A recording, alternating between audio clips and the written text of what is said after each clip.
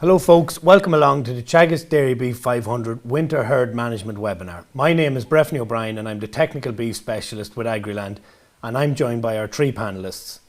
Alan Dillon, DairyBeef 500 Programme Manager with Teagasc, Cara Sheridan, MSD Animal Health Technical Vet, and Aidan Maguire, Teagasc DairyBeef 500 participant. Now we will be hearing presentations from both Teagasc's Alan Dillon and MSD's Cara Sheridan, and we will have time for a Q&A session at the end with our three panellists. Okay, I suppose the main thing to remember for this year is that we're dealing with probably the effects of a very bad summer, and we've had to house cattle a hell of a lot earlier than normal. So big cattle and weanlings are housed on a lot of farms at the minute, and it's going to lead to probably a much earlier feeding period and also a much more costly winter. So I suppose we're going to look today at some of the finishing targets and some of the non-feed factors on our dairy calf to beef farms. So I suppose if we look at one of our main topics that we always talk about is silage quality and the level of concentrate feeding. And if we're to take one positive from 2023 is that silage quality in the first cut came in quite good for those that took the chance to harvest their silage in early to mid-May or even early June. There was some good dry spells there and some good quality grass harvested that was brought in good conditions. So a lot of the silages we'll be getting in around then would come in at around 70 to 75 DMD. Intake should be fairly good given the dry matter was high, and these silages have the equivalent of to achieve around 0.65 to maybe 0.85 of a kilo a day live weight gain. For some farmers that may have harvested their silage later, maybe into late June or even into July if they're part of maybe some of the environmental schemes, the silage quality is likely to be a lot poorer. For one reason, it was grown a lot longer and the stem content was a lot higher, and also conditions were a lot wetter around then, so you're dealing with not only a crop that's gone to seed and will have a poor nutritional value, but you're probably in a lot of cases dealing with quite a wet crop. So the level of weight gain that can be achieved off these type of silages will be quite poor on their own, in terms of you'll be down as probably 0.3 of a kilo or maybe even close to zero on a lot of these silages. So there'll be a big difference in the level of supplementation that's going to be needed to achieve the same level of weight gain on these cattle. And if we take maybe someone that's feeding a very good quality silage, you would be able to get away with maybe feeding 1 kilo meal over the winter to maybe someone that's on 75 DMD silage. As we move down towards maybe 65 DMD silage, which would be silage harvested around mid-June, you'll be up to maybe 3 kilos a day. And to achieve that same level of weight gain on a 60 DMD silage, you'll be probably up to around 4 kilos a day. And once you move into that real late cut stuff, stuff that was cut in July or maybe even later in some scenarios, you could be up to 5 to 6 kilos a day of ration to achieve the same level of weight gain as you would on 1 kilo plus a good quality silage. So you can see how this level of cost can suddenly spiral out of control. And even very simply, if we look at maybe someone that's maybe carrying maybe 100 weanlings over a winter period, the difference between silage is cut maybe in the 20th of May and silage is cut around the middle of June could go up to maybe an extra 10,000 euros in terms of feed. It's probably an extra 28 to 30 tonne of ration needed over the winter period, over 140 days. So you can see where these kind of savings are made, and it's something people need to always be conscious of if they are putting in certain aspects of environmental schemes, that don't let it be any detrimental effects to your silage quality on your farm. If we look then at the relative value of feeds, we won't dwell on them too long, but anyone buying a ration, we need to be looking at, having three main ingredients, I suppose. You want a good quality, a couple of good quality energy feeds, you want some kind of a protein in it, and you want a digestible fibre. So if we're looking at what are the main energy feeds we want something like maize and barley. They should make up the main elements of the energy content of your ration. And really and truly, you should be looking at close to 75% of your ration being made of cereals such as barley and maize. You can see that on a UFL basis, they're in around that 1 UFL or 1.05 UFL, and they're relatively low in protein. So if you want a weanling feed, you will need something that's probably relatively high in protein to balance it out. So you'll probably want to put in a certain amount of soybean meal in with that, which is 48% protein, to balance out the low protein of the grains. And I would say if anyone's buying, I suppose, a ration, the most common thing to do is to look at the first 5 ingredients. They will tell you the vast majority of the ingredients on your ration.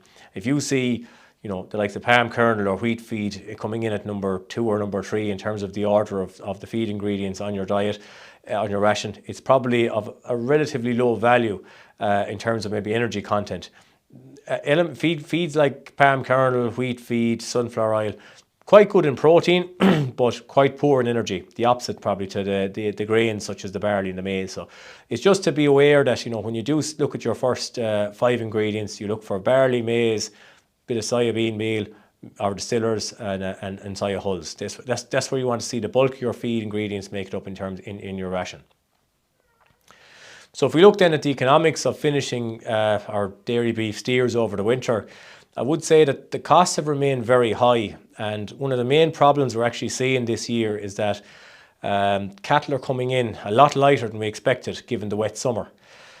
So we have cattle that would have been expected to come in at probably 500 to 520 kilos off grass. They're probably coming in at somewhere between 450 and 480 kilos. They've lost about 50 kilos, and we will put a lot of that down to two things. It would be the late turnout in the spring. We had a good February where some people got some element of grazing done maybe for a couple of weeks, but then March and April turned extremely bad. So there's a very late turnout date in the month of April when cattle went to grass full time. And we did achieve a good level of weight gain for that first probably 8 to 10, 12 weeks at grass. But once we hit into July, it obviously started raining extremely heavy in certain parts of the country, especially in the southwest and western regions. And grass dry matters were very low. So this resulted in very, very poor levels of weight gain we're seeing achieved from probably July into housing period in the last number of weeks. So that's resulted in our big cattle, year and a half has been back around 40, 50 kilos, and our calves, our weanlings at this stage, are probably back around 20 odd kilos or thereabouts. And this level of weight gain will have to be made up inside at a cost of, probably €4, €4.50 per day in big cattle, or maybe €1.50 to €2 a day in weanlings, versus probably achieving that level of weight gain in a good grazing season at, probably €1 a day or thereabouts, maybe for a 1 to 2 year old, or maybe 50, 60 cents a day for a calf at a weanling at grass. So it's going to be an expensive winter, and it's 90% of that is down to the weather. We've put in meal and any of our assumptions costing around $3.50 a tonne. I would say it's probably achievable to get most good quality rations at that, or close enough to that price at this stage. And look, there is talk maybe in the grapevine that prices may reduce further over the next number of months. We'll wait and see what happens there. The target weight gain we'll be hoping for inside over the winter is around a kilo a day or thereabouts. And that should be achievable, and hopefully what you would be hoping to counteract the very poor levels of weight gain over the last few months in the summer was that we'd maybe get a bit of a bounce in terms of compensatory growth when cattle come into the shed and are put on a high dry matter diet of good quality feed. So hopefully we would be able to counteract some of those live weight gain losses inside in the shed and maybe achieve maybe more, up to 1.2 or 3 kilos a day for a period of time when cattle go in. And if we look just at quickly at our case study here, we have, in and around, we're talking 400 to 450 euros in terms of our cost of production for keeping cattle inside for the winter. Look, everyone has a different cost in terms of what they're costing ration at and what they cost our silage at. But we'd probably say the silage is coming in at around 40 euros a tonne. The early silage was quite expensive because fertiliser was bought for that first cut, and probably, nitrogen coming in at probably somewhere between 800 and 1,000 euros a tonne. Some of us bought the previous autumn on the prospect that maybe nitrogen supplies would be tight. And, that was what grew the first cut, and contractor costs were broadly similar to last year. So if you take the average of maybe first and second cut, 40 euros a tonne is probably a reasonable assumption. And at the meal there, look at 350 euros a tonne. It's back on last year again.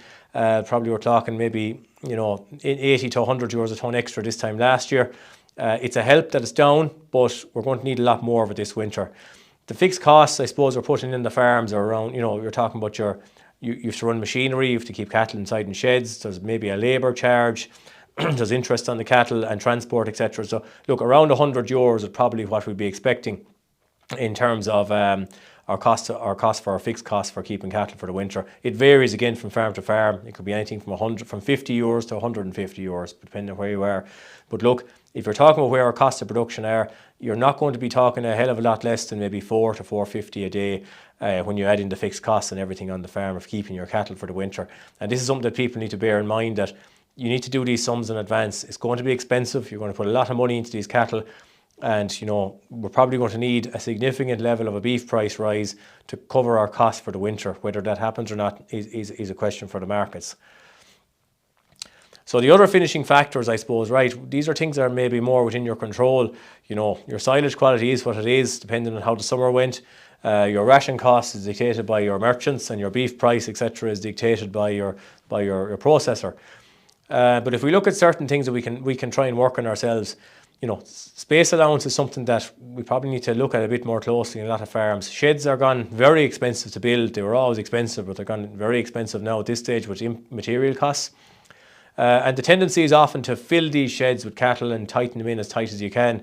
But really what we're seeing is you're talking about, I suppose a 15 to 20% possibility of a reduction in weight gain when cattle are overpacked inside in sheds. And, when you take the costs that we're putting in terms of these cattle, putting them in, you're talking your 400, 450 euros. If you're taking an extra 15, 20% of a hit in terms of live weight gain, because you're packing cattle too tight inside in the sheds, it's adding to your costs again. It suddenly drives your cost from maybe €4 a day to €5 a day, or whatever the situation may be. So something that, measure out those sheds. If you take a typical shed, which is probably 5 metres by 5 metres or thereabouts in a bay, that's around 10 cattle or thereabouts. That's probably what you can keep for finishing inside in the shed. If you're on a straw bedded shed, it's probably an extra metre and a half squared needed again, so you're probably less again in terms of what you can put into those sheds. Weanlings, obviously you can fit a bit more, while big cattle will need about 2.5 metres squared on a slatted shed. Weanlings probably 1.5-1.75 metres will do, depending on their size. But what people need to take into account is that cattle will hopefully grow at a fairly substantial rate inside in the shed. So by the time you get to the end of the winter, you will need a lot more space inside in that shed than when you started at the start of the winter. Just to touch on water, it's one of those factors that I suppose we need to remember that it's a cheap source of feed for cattle. Water, something we need and we often forget about. We think of it as kind of a secondary thought, but really and truly, cattle need access to large supplies of clean, fresh water at all stages over the winter. You need about 15 litres per 100 kilos per day. And I would say I often seen these sheds where cattle have been fed a lot of meal. These small nose type drinkers that hold a very low level of water and maybe don't have huge pressure coming in are not suitable. Cattle they like to dunk their head in, suck out big volumes of water at once, and then they lie down. I would say also the best type of trough I've seen is one you can clean very regularly, so you can go in every day or maybe twice a day. The tip over troughs I find that are located in the gates are quite good that way. They do allow people to just clean them out in seconds, and the trough is clean, rather than maybe something you have to stick your hand into cold water and to empty out, and you're probably more likely to clean it if there's a simpler system.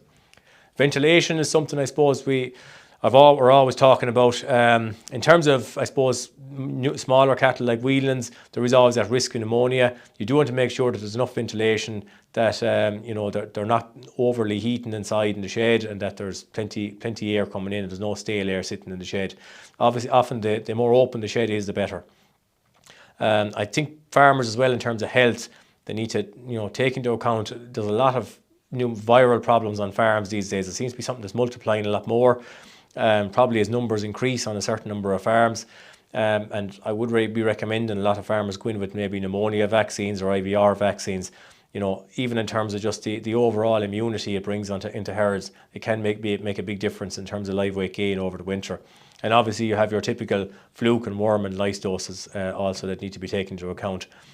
The final factor I would say for non-feed factors is I suppose the feed management. There's many a shed I go to and I see that the old silage is left there from the day before, and they don't clean away the old rotten stuff, and the new stuff is thrown on top of it every day. And look, that there is an odour coming up and an ammonia coming up out of that old feed, and that is kind of a deterrent in terms of intakes. So I would say, look, clean that away every day, whether it's putting on the front bucket of the loader and scraping it away from the front of the shed into a heap, or else even getting out your shovel or your fork and cleaning it away before you put in the new silage. It's something that needs to be done a lot more, and I feel it's something that's probably neglected on a lot of farms.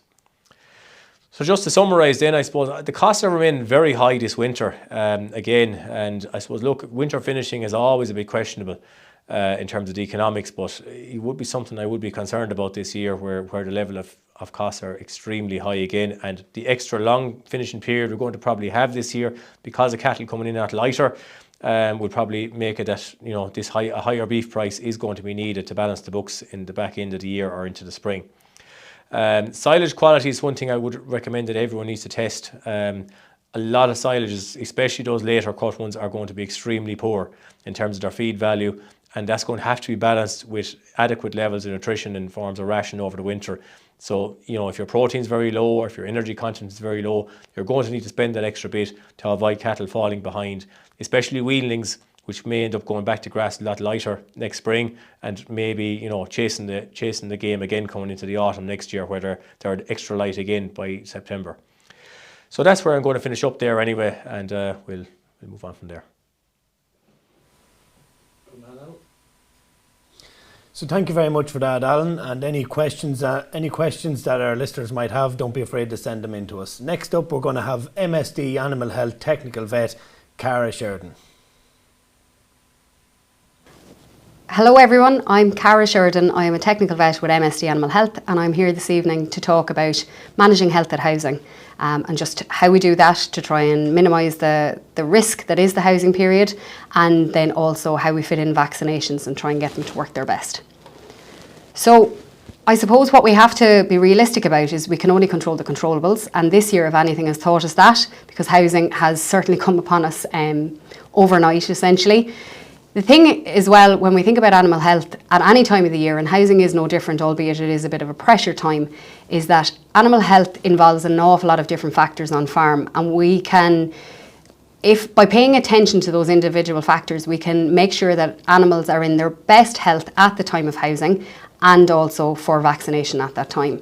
So whether it's ensuring that, and I know Alan will speak about this, ensuring that housing is fit for purpose, management to make sure that they're housed ideally on a dry day, and I do say that being realistic with the weather we have had, biosecurity to make sure that we're not mixing too many different animals from different sources all at once, that things are as clean as they can be, and then we'll speak a little bit more in depth about vaccination because that is where I'm coming from. And just the image of the weighing scales there is just to remind us all that when we think about disease and pneumonia and BRD, bovine respiratory disease, is we treat it like any other kind of disease. Whether animals suffer with the disease or not is all down to, on one side you have the challenge of infection, and then on the other side you have the immunity. So whether that's immunity is the ability of the animals to fight that disease off. So whether that's natural immunity because they're healthy and they're in good shape, or whether that's immunity topped up and provided by vaccination, and we want the balance to tip in our favour, and we don't want them to get sick, and we want them to thrive on as we wish. So every single animal is at risk of bovine respiratory disease, and BRD is an umbrella term that is used to describe all of the pneumonias that we unfortunately know too much about. Every animal is at risk, and the times when they actually, I suppose, succumb to disease is when stress plays a factor. Stress has a huge impact on this, and stress has come in different forms, whether it's environmental and weather related, which we've certainly experienced a lot of over the last couple of days to weeks. Handling stresses as well, mixing of different cattle, whether they're the same age or whether they're different ages, there's a different challenge there. Weaning time, needless to say, is quite stressful as well, and the presence of other diseases that can be immunosuppressive. BVD is a prime example of that. And parasites have a part to play here as well, because they have an immunosuppressive effect. So they're the trigger factors that leave animals vulnerable. And then the pathogens then, so oftentimes in a case of disease, you'll have pathogens that are bugs that will get in there first. So the viruses love to do this, and they cause damage first, and then they essentially open the doors for the bacteria to cause problems. So our IBR or RSV or PI3 are viruses that we know are endemic in herds in Ireland. That means they're in virtually every herd. So they are inclined to be there and cause problems. And then the bacterias, a lot of the bacterias are commensals, which means that they live in healthy animals. So Manhemia hemolytica, for example, that causes Pasteurella pneumonia, lives in the tonsils of healthy animals. It goes down into the lungs then when animals are stressed or when viruses allow that to happen as well, and that's when you end up with disease. And whether you end up with clinical disease and sick animals that you need to call the vet out to and need to be treated, or whether you have pneumonia in the batch as a whole, or whether worst case scenario you do end up with dead calves over the head of it. But bear in mind as well, and just look at the picture there that describes the iceberg scenario of the sick animals, the ones we can see, and then all that we can't see, so the invisible subclinical disease, which can actually be responsible for up to 67%, which is huge, of disease on farms. So there can be a lot of subclinical disease. You may not see it, but it is responsible for a lack of thriving cattle, and it's really what's damaging to our profitability. There's been work done on this as well that will show that an animal that is clinically unwell with pneumonia takes 2 months longer to fatten. I think we'd all kind of expect that. But a group of animals that have been challenged with pneumonia and not necessarily clinically sick or needed treatment, they can take a month longer to fatten, and it's because they've been challenged during that time. So subclinical disease is actually our biggest enemy. As well as that, we want to do everything we can to reduce the amount of antibiotics we use on farm, because we are all afraid of antimicrobial resistance, and rightly so. And pneumonia can certainly be a time when we end up using more antibiotics than we want. So anything we can do to try and minimise the amount of pneumonia in our herd at the time of housing especially, prevention is always better than cure. Absolutely. So the do's and don'ts then of vaccination. Regardless of what vaccination you use, and there are a number of different ones on the market, and we'll talk briefly about the different kinds now in a second, but the do's and don'ts of any vaccination, it's so important that vaccines are used correctly. Vaccines are fragile, so down to the finer detail is really, really important. So storage in a fridge means storage in a fridge that is functional for between 2 and 8 degrees, and I don't say that lightly. It is really important that the fridge in the yard is working better than the fridge in the kitchen. What's in it is more valuable.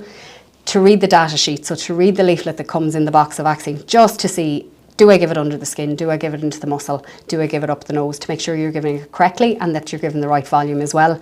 To use clean equipment, whether you're using an automatic vaccinator gun or whether you're using syringes and needles, to make sure that your equipment is clean and hasn't been sterilised with any disinfectants, because that can kill, especially live vaccines. The needle size then as well, and it's really important to use the correct needle size and also to change the needles as frequently as is possible. In an ideal world, we would change the needle after every animal.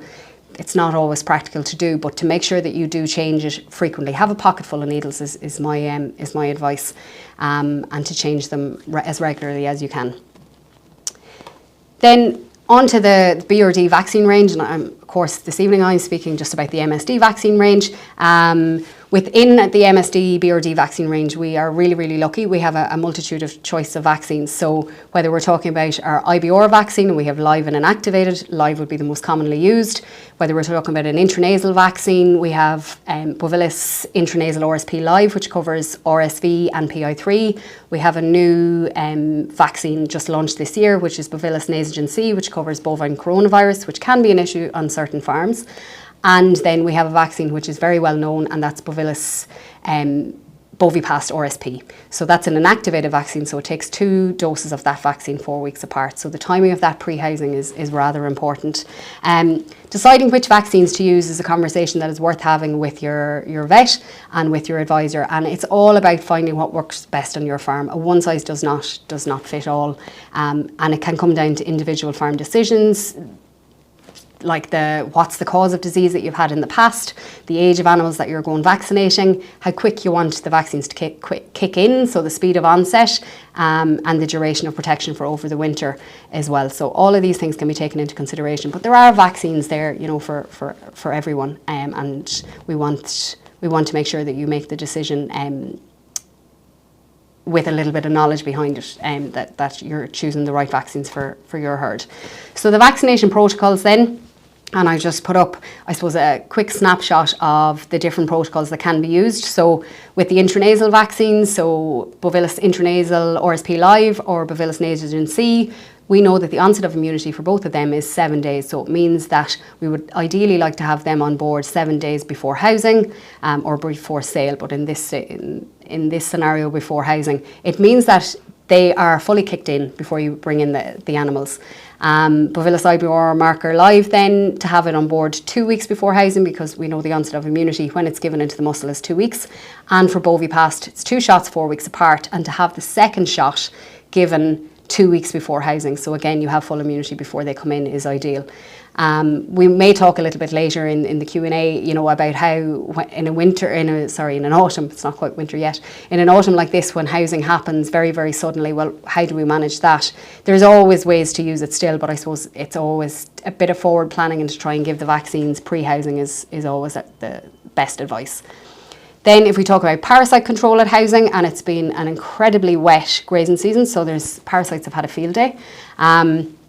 The different parasites then, and I've taken this chart and it's on the next 2 slides from Animal Health Ireland, because it just goes through, well, what parasites and what worms do we need to actually consider? We need to consider gut worms, we need to consider lungworm, we need to consider fluke, and within that liver fluke and rumen fluke, we need to consider lice, and we need to consider mange. And there's an array of products on the market, and what is important is whatever products you pick, to make sure that they are treating the worms or the fluke that you want them to treat. So for instance, if you are using something like an ivermectin based product that is going to have a persistent activity, well, so long as you've given that within 4 to 5 weeks of housing, you know that they are covered up until the time of housing. So it's just about realising what you're giving and why you're giving it, to make sure that, again, we don't overuse anthelminthics, but that we use them to get the most out of them as well. And just a word on fluke, like normally we wouldn't even consider dosing for fluke until animals are probably housed 2 months anyway, so we'd be looking more like Christmas time. However, this year, because it's been so wet, there may be a need to dose animals for fluke earlier than expected, so even now close to housing time, and then again around Christmas time. But get advice from your vets on this, and also fecal samples will give you a bit of a guidance on that. Just a word on fecal sampling as well. So the samples are really important. Individual samples are always better than pooled samples, because you don't have the dilution effect. Screw caps as well, because certainly if they're going in the post, it is much nicer to deal with dung samples in a screw cap rather than any other kind of containers. We've all seen them. You know, it's a mess if they don't get to the lab intact. Fresh samples as well, so whether they're taken from the rectum or whether they're taken fresh from the ground after they're passed from the animal, fresh is key, and to get them to the lab ASAP. So not to have them in the fridge. The fridge for 24 hours is fine. I would say from farm, get them to the vet clinic and let them post them off. The results as well, they need to be interpreted with caution. Negative on fecal samples doesn't always mean negative, especially if you're in a pre-patent period. So just to give an example of a pre-patent period, this is the time within the life cycle of the parasite when they don't actually shed. So the pre-patent period for liver fluke is between 10 and 12 weeks, and for rumen fluke is even longer than that. It's over 12 weeks, potentially up to 16 weeks. And then the flip side of that is a positive result doesn't always mean disease. And where I come from with this is that coccidiosis, for instance, you can have a high coccidiosis count on a fecal sample, and it may be caused by some of the species that are actually not disease causing. So just interpret with caution, and get some guidance on the interpretation of them. And fluke then as well. Fluke is a difficult one to pick up on fecal samples because it is shedded rather erratically, so they may not shed all the time. And if you find fluke at all, even a small amount of liver fluke, it is significant. Whereas rumen fluke, you can find it in quite high numbers and it may not be significant. So just to interpret with care. And then finally, just to try and summarise that, and I know that's quite a bit of information all thrown in together, but to plan vaccination and dosing programmes and to plan them in advance if you can at all. And I suppose we've always been in the habit of maybe leaving it for the pre-housing to do it right here, right now. And if anything this year has taught us that maybe next year to consider getting the vaccinations on board, you know, in September. There's nothing wrong with it. You're still going to have cover when you need it for housing time. To aim to house cattle as healthy as possible, because it means they will come in better shape, and they will be better able to cope with the change that is housing and the challenge, and they'll be better able to respond to vaccinations as well. To seek advice and help when needed, and you're not on your own. The weather is affecting us all, therefore to seek advice and see what other people are doing. And when I say look for help as well, whether it's help on the day that they're being housed and vaccinated and dosed, or whether it's help in what to give, you know, there is always help there, so please reach out. And remember, you can only control the controllables, so don't let it get on top of you. It is a challenging back end, and we'll all do our best to get cattle in and get them settled over the next couple of weeks. Now, so there we had 2 interesting presentations from Teagasc's Alan Dillon and MSD's Cara Sheridan. And now we'll move on to our questions and answers session. And folks, if any of you want to get your questions and answers in, you can just click on the questions and answers tab there at the top of your screen and click on start a discussion, and you can leave your question there. So Alan, first up to yourself there, we have a question just in there. I have 65% and 70% DMD silage bales in the yard. Housed are weanlings and cattle that will be finished over the winter months. What silage should I feed to each group of stock? Yeah, I suppose I'd be targeting the higher quality silage to the finishing cattle. On the basis, I suppose, look, they're going to have a bigger intake than weanlings. The idea as well of finishing cattle is you try and push them through as quickly as you can. So you'd imagine on the better quality silage, they'll fatten up quicker, they'll gain weight faster, and they'll be gone quite quicker out of the system. You will, however, supplement those weanlings with probably an extra kilo or kilo and a half ration. So it will make growing weanlings a bit more expensive, but it's probably the cheaper option versus feeding the poor quality silage to the finishing cattle. But I would encourage a lot of farmers to go out there and start testing their silage. There's, apart from some of the early silage that was gotten in May and early June this year, there's a lot of poor quality silage made, and a lot of it is extremely low in terms of DMD, and it's going to require quite a lot of supplementation. Yeah, and now Cara, we've one there for yourself. What have you seen at farm level this autumn due to the wet summer in most parts of the country? Yeah, I suppose what have we all seen? It's been really tough. It's been a really tough couple of weeks on stock, and even to try and get them into the house now is actually quite tough as well, because you're trying to get them in on a dry day and trying to get them in somewhat decent condition. We've seen a lot of pneumonia all summer, to be quite honest, not even just in the back end, the whole way through, because of the weather, and then because of the immunosuppression that's come with the weather and the knock-on effect that has on grass, and just the fact that stock have been miserable outside. With immunosuppression, you'd see a bit of ringworm, you see scours, pretty much there's been a high level of disease this year, and you can blame the weather for a lot of it. Of course, as well, a lot of parasites, and again, that's down to all the wet weather we've had, so just to be very careful that you're not letting animals into the house now with a full burden of parasites. Yeah, of course. And Aidan, you're a calf to beef farmer up in Navan there in County Meath. Just one for yourself. It's been a difficult year weather-wise. How did grass supply and animal performance go for you this year? Yeah. It went reasonably well. I was lucky enough, I grew about 12.5 tonne of grass so far this year. Quite happy with that, but utilisation was a bit of a game changer at times. Sometimes it was, it was too hard to get them to clean out paddocks and that sort of thing. So cattle are back on thrive. They haven't done as well as I'd normally like them to do. But we got through it anyway, it just will have to be marked down as a difficult year. Yeah, absolutely. And Alan, there's another one just on the red clover silage. It's obviously a topical one this year. I've red clover silage that it tested very high in DMD and protein. Is it better to feed this to weanlings or finishing stock?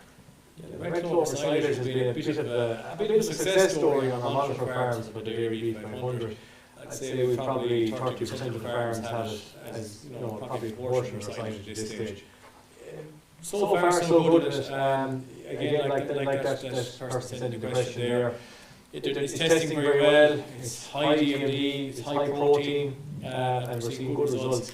I suppose we look at what the initial results from Teagasc range are in terms of what to feed it to. We are seeing, I suppose, higher level of thrive amongst weanlings, probably an extra 0.2 kilo a day initially over the winter period.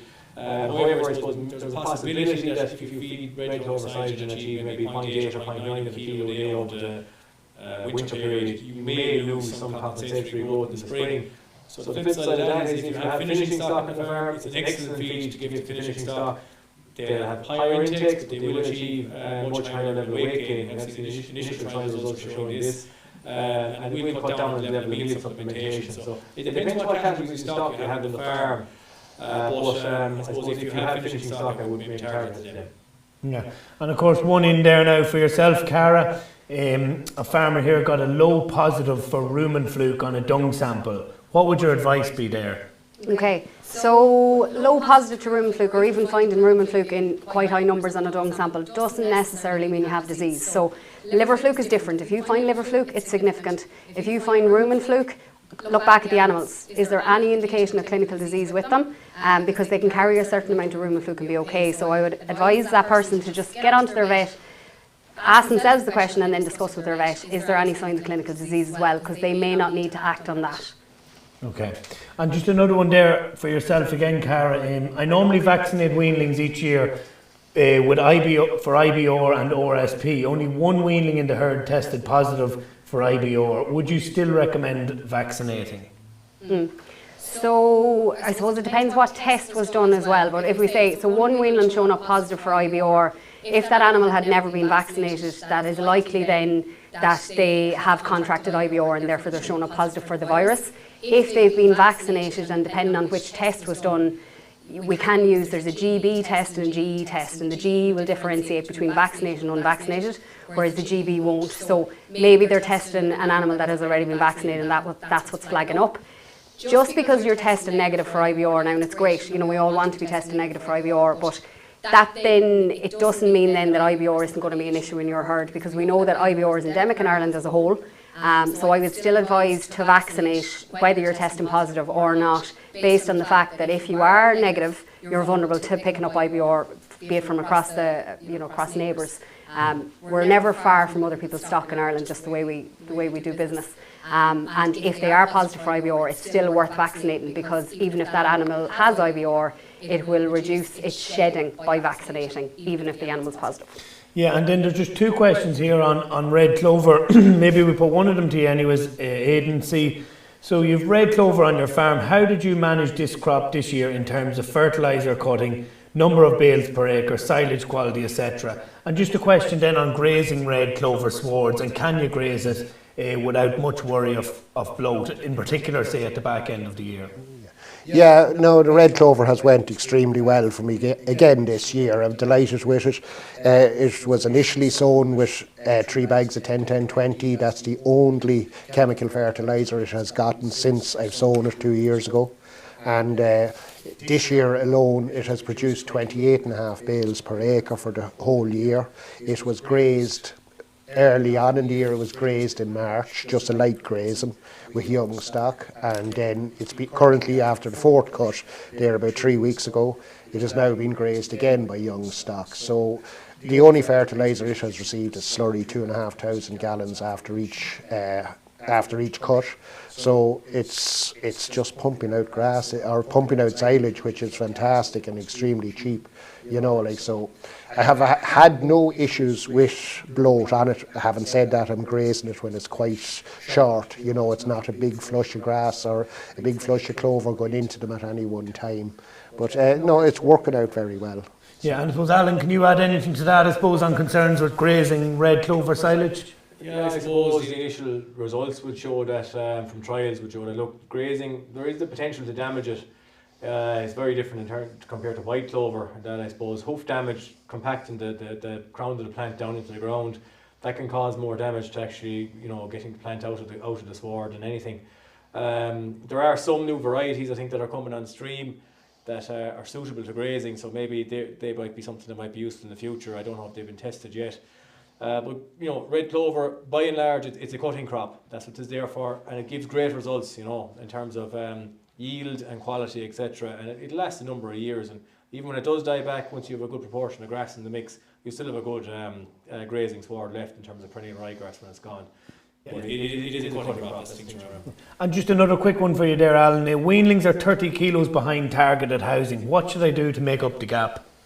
Yeah, I suppose we're seeing that a lot across the country now, where weanlings are well behind, and finishing cattle as well are coming in a lot lighter than before. So unfortunately it's just going to cost you a lot of money to make up the difference. Now there is possibly some element of maybe compensatory growth might come if you can get them out to grass very early next spring, depending what the weather is like. But a lot of this has been caused by, I suppose, poor conditions in certain parts of the country during the year. Very low dry matters in grass, and we probably should have supplemented with more meal to compensate for low dry matters in the grass throughout the grazing season. There also is, I suppose, maybe health pressures that the likes of what Cara has talked about. Ensure that your vaccinations are up to date for IBR and pneumonia, and your dosing's up to date. So give them every chance. And I suppose the biggest problem we often see is poor quality silage over the winter, not supplementing properly, and possibly overcrowding in sheds as well. Thanks, Alan. And then another one there, just for Cara.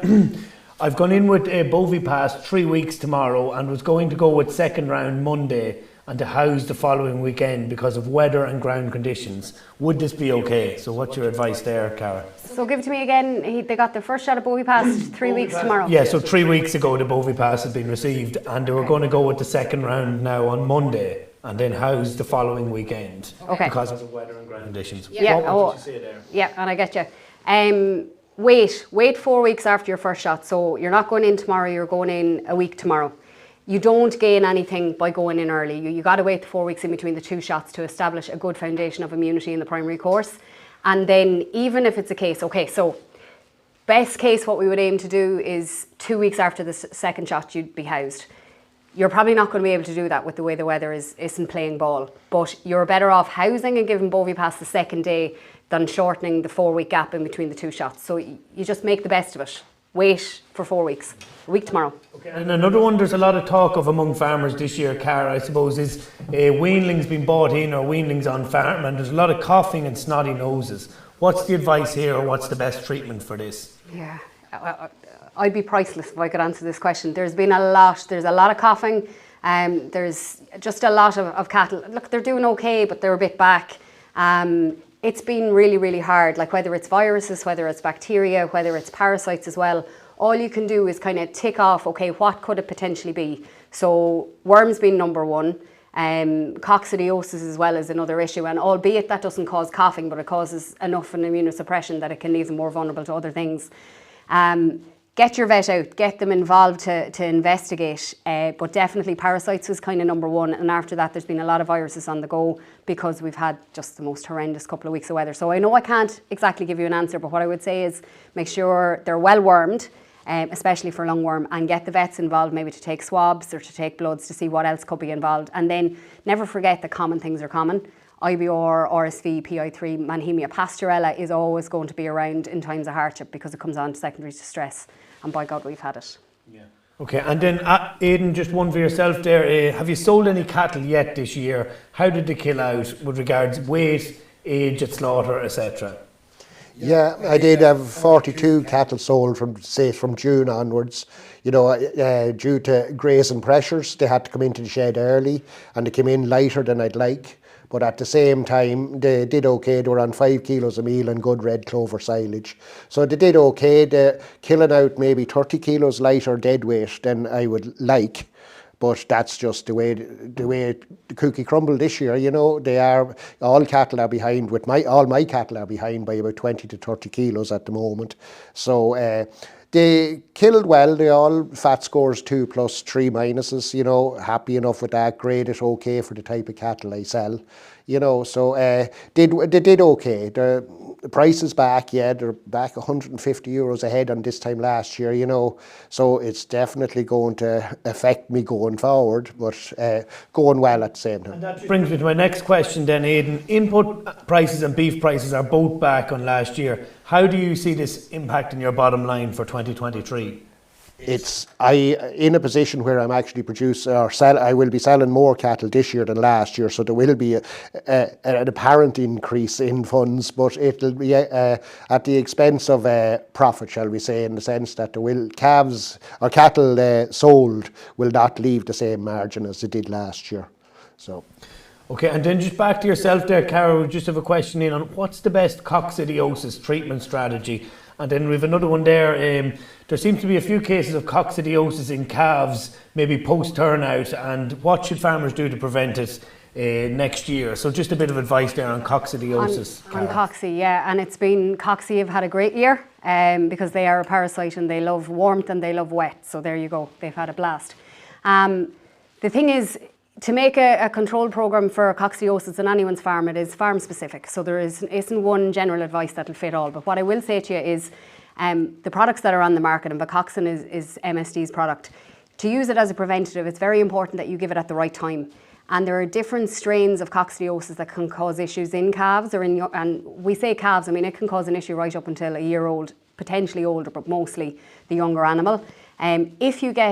Whenever you do get an outbreak of cocci on farm, history does tend to repeat itself. So if you get an issue inside, there's a good chance you're going to get it inside again roughly at the same time.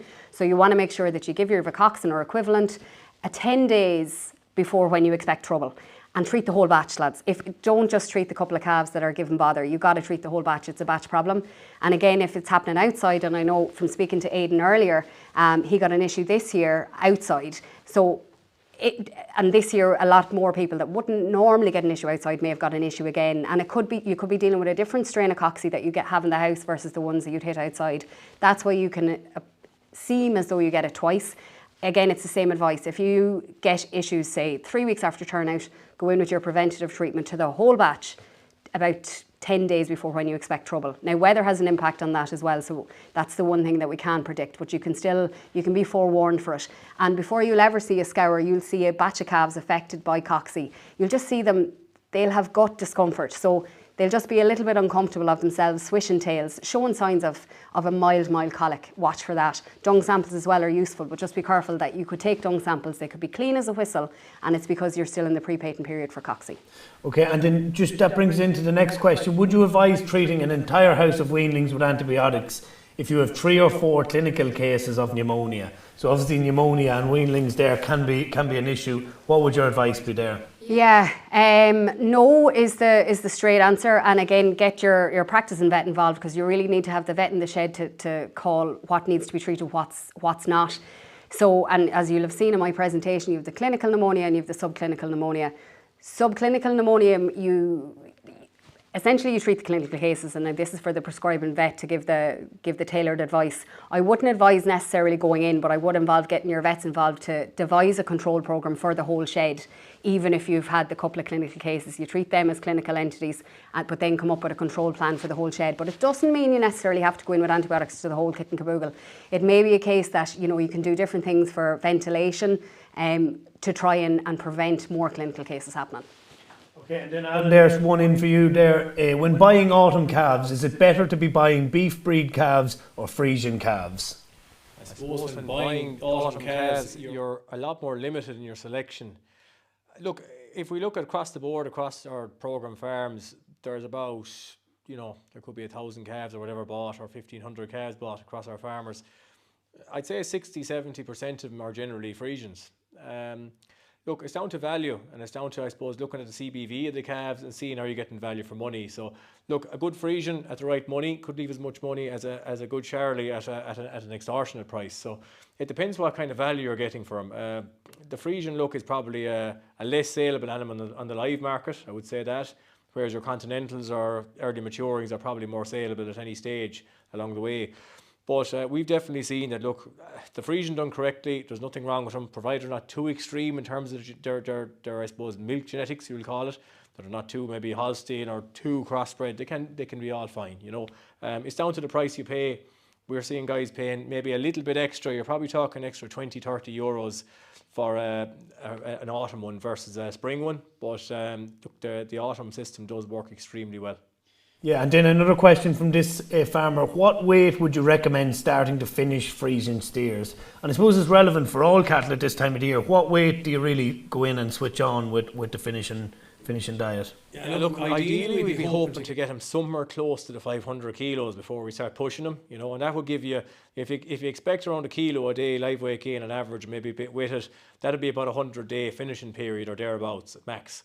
Unfortunately, they're probably back a bit this year, so you could have a lot more cattle back around that 450 kilo period, 450 kilo weight going into the shed. So I suppose you have to make that decision then. Can you maybe grow them for a while on a bit of silage, on a good silage only and a low level of meal feeding, or do you just try and push them on and finish them at a lighter weight? They will finish at a lighter weight. It is quite possible to finish almost any steer, Frisian or anything at maybe 550, 570 kilos, which will give you, in and around a 270, 280, 290 carcass or whatever. But I suppose maybe it's better to push them on and get them out of the system as quick as possible. It's probably the most efficient ways to finish them fast. Okay, and then Cara, one for yourself there, just in relation to fluke this year, and this question is it rumen fluke in particular. Could it be an issue this winter with it being such a wet year? And then of course liver fluke as well, I suppose. What's the story with fluke this year?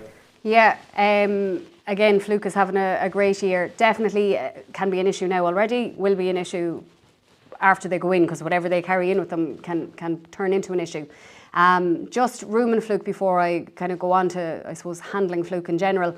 Rumen fluke has already been an issue. I've heard back from a couple of vets around the country that they have had clients that have lost this year's stock, so young calves we'll call them, with acute fluke. So just to watch for that, acute rumen fluke can kill. And we don't see it very often. It's a few years since we've seen it last, probably the last time we've had a real wet summer.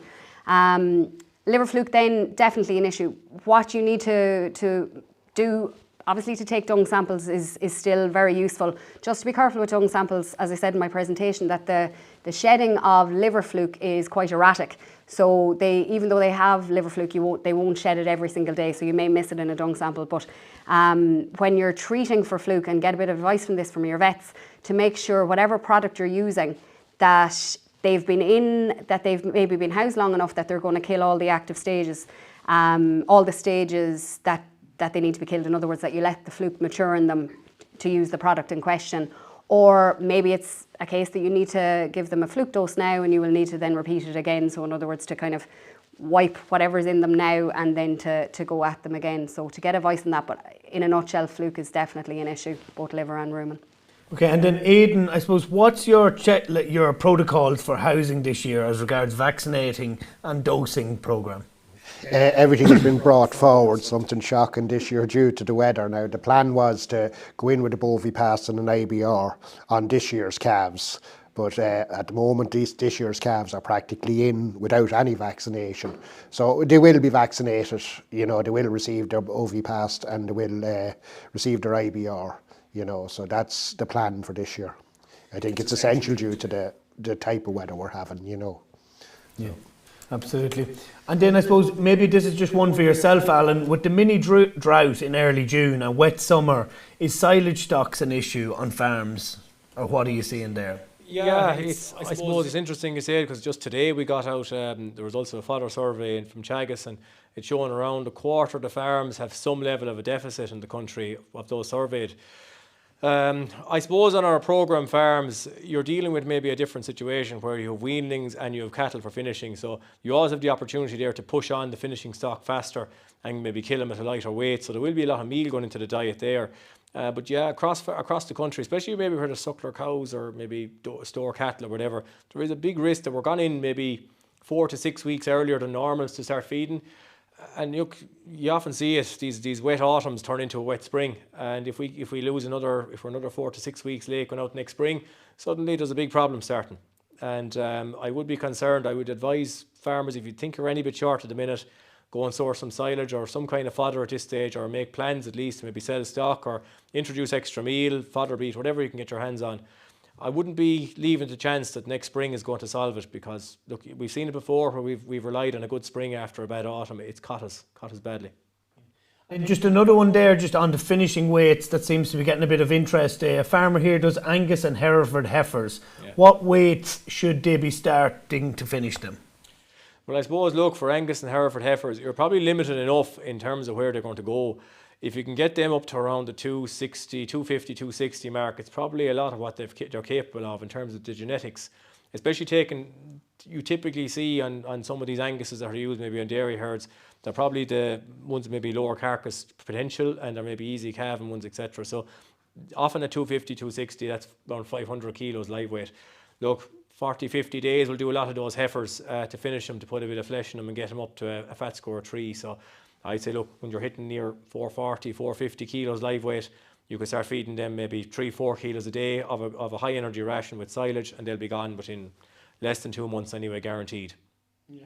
Seems to be a lot of interest in the target weights. Here's another one in here now on last year's autumn born calves: Aberdeen Angus Dairy Cross type and Belgian Blue Dairy Cross type. Yes. What's the target weights there at housing, or what would you be looking for as regards performance?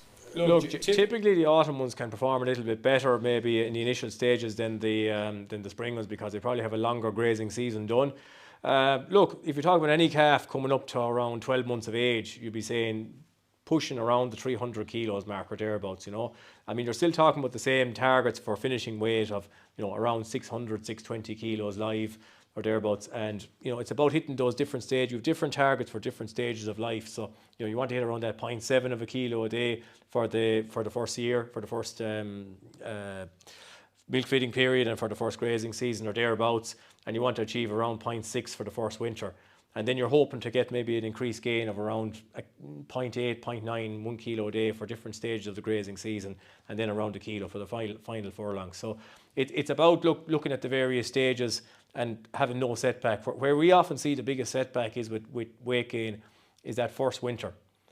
Because often we have it that weanlings are squeezed into the pens more than they should be, maybe a poor water source or an inadequate water source, and poor quality silage. And I'd say there was a lot of poor quality silage this year. There was a huge amount of first cut done, especially people that are maybe in environmental schemes, probably from July, August into August, and some second cuts even that were done early in maybe late May and June. The second cuts weren't achieved until probably August, September time. So you have a lot of mixed silage qualities going to come back this year, and it's about supplementing them accordingly, even though it's going to cost you a bit extra. Yeah, and Cara, over to yourself then. We've another one here on vaccination. There seems to be a good bit of interest in vaccination around this time of the year. I had intended vaccinating the cattle prior to housing, but the wet weathers came quicker than I thought, and I had to house them without being vaccinated. How do I manage this now? Yep. Well, just like what's happened, Aidan, don't panic, you're not alone is what I would say. And albeit, yeah, ideally you have the vaccine on board 2 weeks before they're housed, for the likes of Bovipast a week before for the intranasals. But if you had to house, you had to house. You can still vaccinate, but just be aware of the onset of immunity from vaccination. So I'll just use Bovipast as an example. It's a 2-dose primary course, and until you have the second dose on board and 2 weeks after, you don't have full immunity. Or an intranasal, Bovilis intranasal RSP live, you give it now and you have full immunity in 7 days later. So you can still give it when they're housed. What I would advise is if you're housing them, get them maybe a little settled inside first, because housing alone is stressful. And make sure all the good things that we've already talked about, but that they have a good water source, they're not squeezed in like sardines, and that they have feed in front of them and feed space to get at it. Let them settle for a few days and then vaccinate them. You're vaccinating them in the shed. It's going to be a little while for the onset of immunity to fully kick in, but it's still okay. You can still manage. Yeah. Aidan, there's plenty of questions coming in here for yourself. What's your protocol for clostridial diseases? I practically don't have one, but I get on all right. I do 10 and 1 when the calves are going out, when they're weaned and going out. So that is my only protocol when it comes to clostridial. So, yeah. And then just so another question for yourself there with target weights. What weights were your Hereford heifers going into the shed? Obviously that they were back slightly on this year, so what weights were you talking about roughly? Just not in the shed at the moment, but tomorrow they're going into the shed. They are back. I was expecting to finish these off grass. There was Herefords and a couple of Anguses. The Blues I never expected to finish off grass, but the Herefords I'd say they're at 490 kilos, but the level of flesh is not on them, so that's the oldest one. The younger ones are back at 440, 450 kilos, so they have a long way to go. They will need their 6 or 7 weeks a meal to get them through to slaughter, And that brings back to one for yourself there, Alan. How many kgs, I assume it's of feed, would you build up for finishing a Frisian steer with silage DMD at 74? So I suppose it's the amount of meal feeding, and what way would you manage the finishing protocol there? Yeah, look, I suppose you'd be talking about roughly 5 to 6 kilos, I'd say, as far as you need to go with that. And look, how long you would do that for would be dictated by the fat score. I mean, look, once you judge there at a fat score of around the 3, I would say, look, pull the plug on them when they are what they are at that stage. Typically, look, you'll be talking about 400 to 500 kilos in the finishing period on good silage. You might be able to pull some of the more Britishy type Frisians back to maybe in around that 400 kilos. More ones with a bit more Holstein blood in them will probably go a bit more to maybe 500, 550, but they typically will weigh that little bit heavier as well. So that's roughly a ballpark figure, 400, 500. What things, Alan, would they be looking out for in the finishing rations? Like what's I suppose some of the key things you need to be keeping in mind? Yeah, essentially it's having enough cereal in it. So it's 75% cereal roughly is what you're looking to go at. So that's maize and barley, whatever way you want to make it up.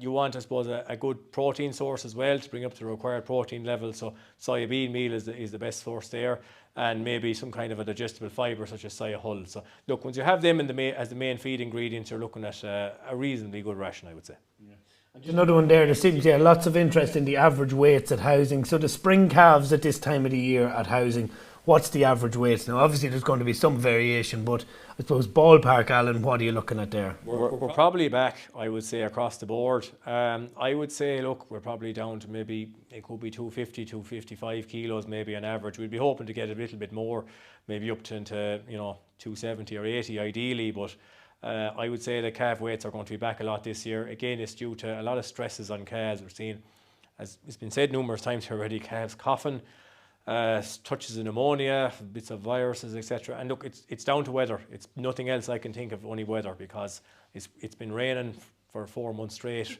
almost since they went to grass. So it's just caused serious stress on the immune system in calves. And I'd say, look, hopefully when they go in, you might get a bit of compensatory growth when they go on. Hopefully good quality silages, high dry matter, and an adequate level of supplementation. You might make up some of that. And out to grass as early as possible next year.